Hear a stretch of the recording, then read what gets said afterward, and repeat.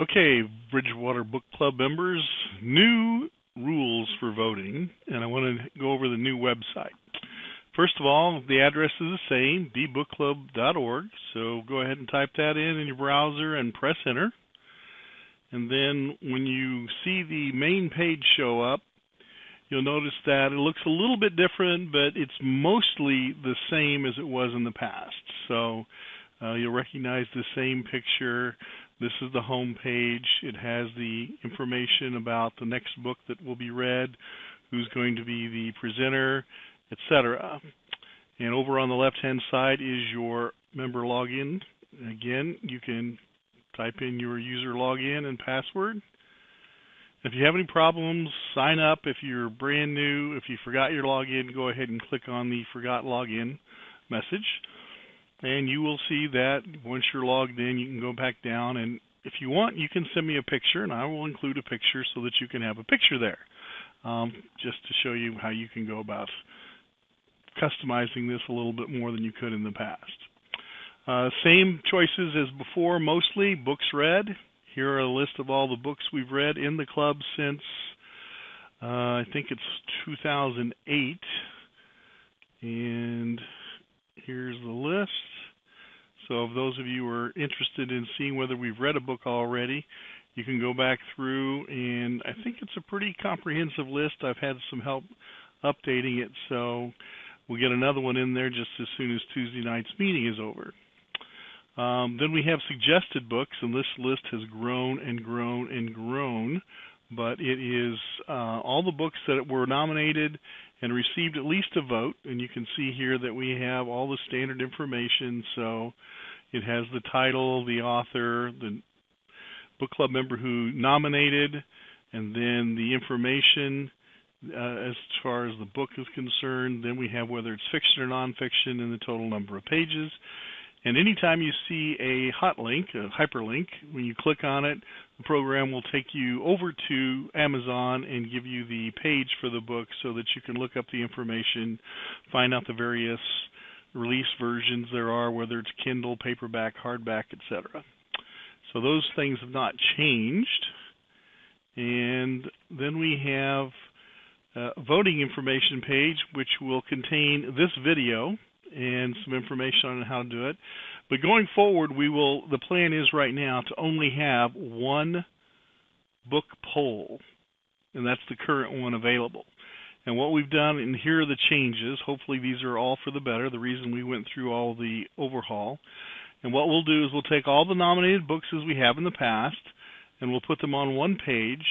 And the big difference here is, again, we're going to remind you that if we're choosing 6 books, we want you to pick 3 nonfiction and 3 fiction.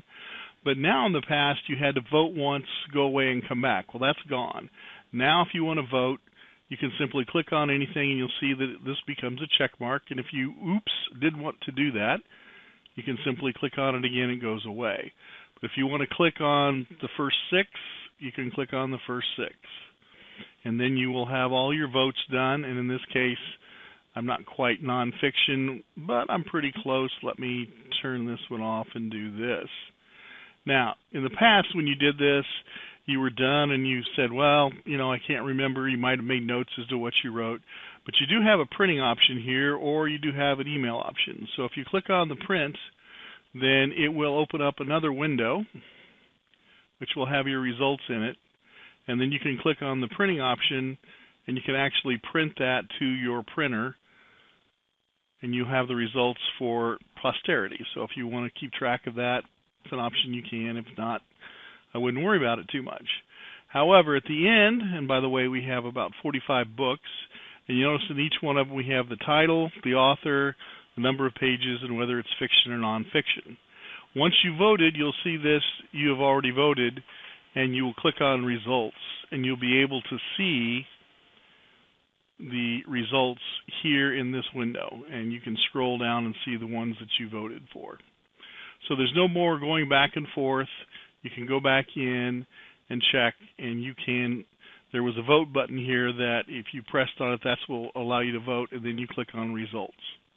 So that's the big change in terms of the voting procedure. All the books that were given to Kathy, and I got a late email for another couple were put in. We had several people that were nominating before we were yours, so that is something that was nominated by 3 or 4 people.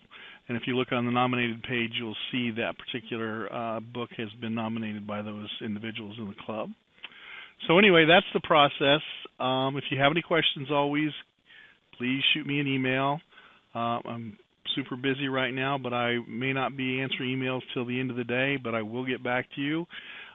Please go ahead and try and vote. Voting will end at midnight on Monday night, and we'll pretty much be able to tell where we stand because everybody will be able to come in here and click on results and see what's going to happen. The only other changes to the website were that we took out the blog page because, quite frankly, I think I was the only one that had blogged. I think there was one other person that blogged at one time. And if you do want a blog page to go back in, just talk about it. Let me know at the book club meeting, and I will put it back in. Other than that, I think that's all the new changes. And if you have any questions, like I said, please go ahead and get a hold of me.